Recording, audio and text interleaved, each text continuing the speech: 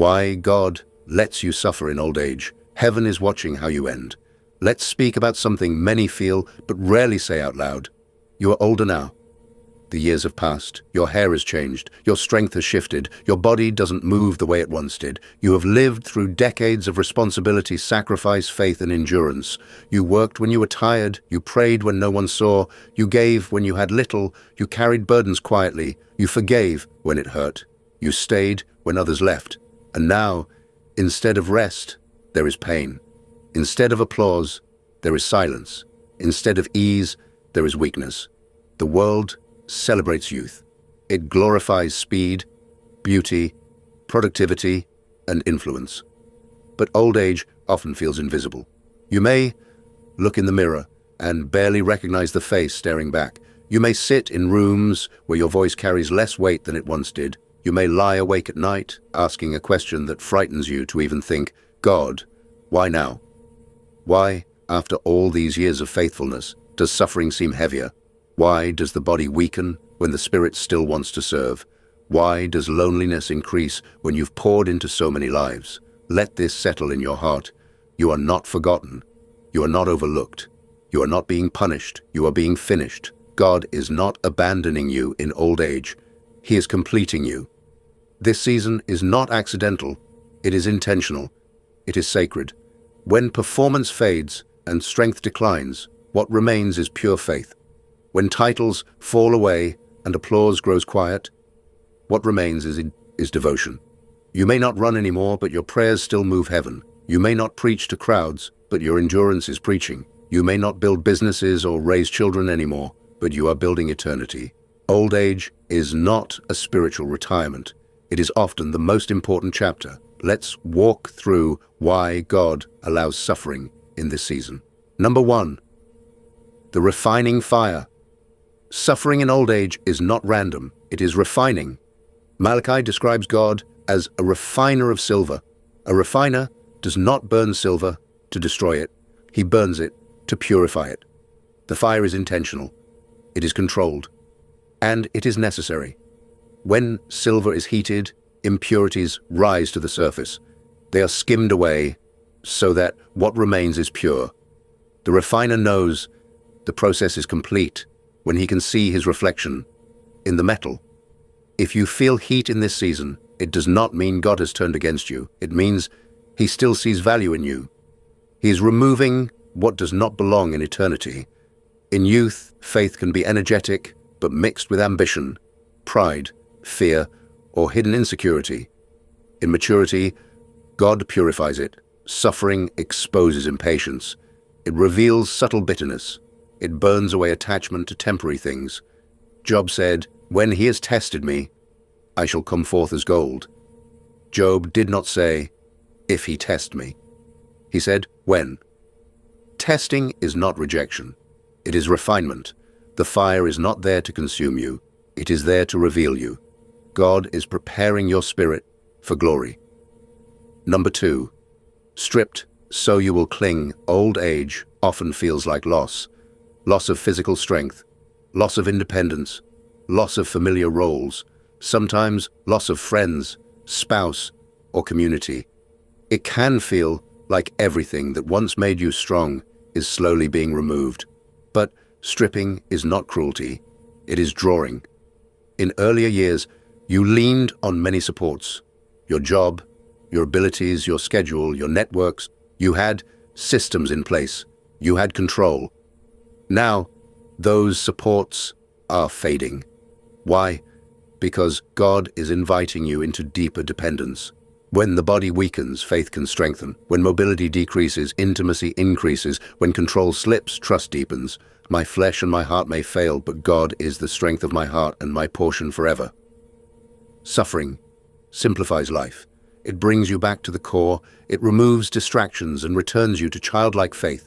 And childlike faith is powerful. Dependence is not weakness. It is closeness. God may remove what you leaned on, so you will lean fully on him.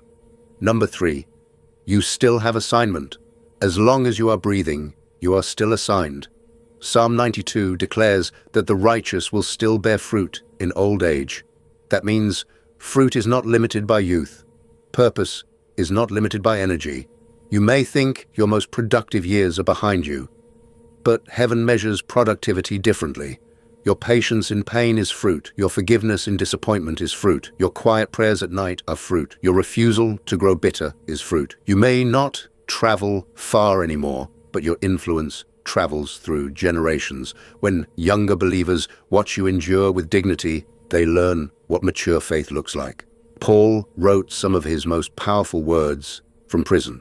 John received revelation in exile. Jesus accomplished redemption through suffering. Your current limitations do not disqualify you. They reposition you. Sometimes your greatest ministry begins when your body slows down. Number 4, healing is deeper than the body. It is natural to ask why healing has not come the way you expected. God is still a healer. But healing is not always immediate, and it is not always physical first. Though outwardly we are wasting away, inwardly we are being renewed day by day. Your body may weaken, but your spirit can grow stronger than it has ever been. Sometimes physical limitation becomes the environment where spiritual healing flourishes. Old wounds surface, unforgiveness is addressed, hidden fears are confronted, anxiety gives way to peace. God may not restore every joint or remove every diagnosis, but he can restore joy, he can remove fear of death, he can establish unshakable peace. True healing begins at the deepest level, the soul. And sometimes God prioritizes eternal wholeness over temporary comfort. Number 5, and your legacy is being written in this season. Legacy is not built in comfort. It is revealed in pressure. Your children, grandchildren, and spiritual sons and daughters are watching how you handle this chapter. They may not say it out loud, but they see your responses. Do you still trust God when walking is painful? Do you still praise Him when sleep is difficult? Do you still believe when answers seem delayed? Every time you choose faith over fear, you are teaching them. Every time you speak gratitude instead of complaint, you are planting seeds. Legacy is not money, it is not property, it is not reputation. Legacy is how you finish. Your final chapter may be the loudest sermon you ever preach. Number 6, separation reveals. What is real suffering often reveals silence. Some people drift away. Phone calls become less frequent. Visits slow down. It hurts. It feels like abandonment. But suffering exposes what is genuine. It separates shallow relationships from covenant loyalty. Even Jesus experienced abandonment in his suffering. Pruning is painful, but it produces fruit. God may allow certain connections to fall away so that your faith stands independent of human approval. What remains is authentic devotion. When applause disappears and God is still enough, that is mature faith. Number 7, the final test. Can you praise through pain? Anyone can worship when life is stable. But can you worship when your body aches? Can you lift your hands in private when no one is watching? Job declared, "Blessed be the name of the Lord." After devastating loss, Habakkuk declared joy even when everything failed.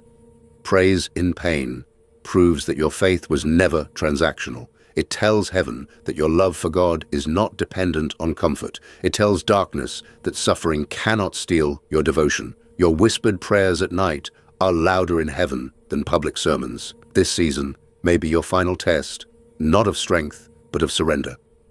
Number 8, glory is closer than you think. Your suffering is temporary. Your reward is eternal. Romans says, present sufferings cannot compare with the glory to be revealed in us. Notice, revealed in us. This season is shaping your capacity for eternal weight. One day, there will be no aching joints, no fading memory, no weakness, no loneliness. The enemy may intensify pressure because your time is short, but so is his. Heaven has counted every tear. Not one night of pain has been ignored. You are closer to glory than you have ever been.